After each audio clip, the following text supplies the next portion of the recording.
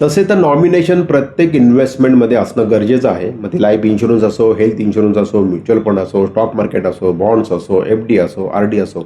परंतु सगळ्यात महत्त्वाचं नॉमिनेशन हे गरजेचं आहे ते म्हणजे तुमच्या लाईफ इन्शुरन्स पॉलिसीमध्ये.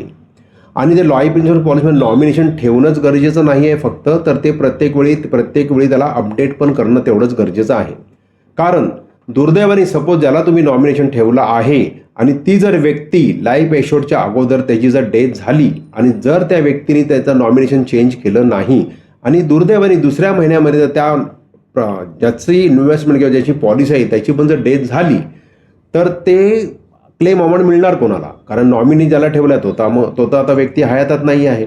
मग अशा वेळी ही फार मोठी फॉर्मॅलिटी वाढते आणि ते मग सक्सेशन सर्टिफिकेट अरेंज करा, मग त्याचे जवळचे कोण नातेवाईक आहेत त्यांचे सगळे सर्टिफिकेट जमा करा. ते फार मोठी फॉर्मॅलिटी वाढते आणि तो पैसा लोकांचा इन्शुरन्स कंपनीला द्यायची इच्छा असून सुद्धा तो प्रॉपर अमाऊंट त्या कंपनीकडून इन्शुररच्या नॉमिनीला किंवा त्यांच्या नातेवाईकांना किंवा त्यांच्या नियर डिअर लोकांना मिळत नाही.